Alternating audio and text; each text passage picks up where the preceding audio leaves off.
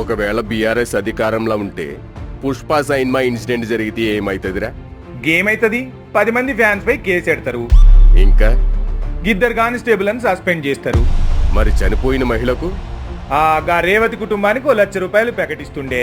గా చిన్నబాబును గదే మన గాంధీ దవాఖానే ఉండే గందులో పెడతారు. తర్వాత ఏమైతుందిరా? కేటీఆర్ పబ్లిసిటీ ఈవెంట్లకి పుష్పని గట్టిగా వాడేటోళ్ళు. నాకు అర్థమైతేలే.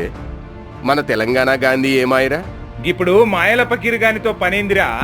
మరి తెలంగాణ భాషని ఎగతాళి చేసే సైన్మా వాళ్ళ సంగతి తేలుస్తా అన్నాడుగా. మరెవరు తెలుస్తుర్రు?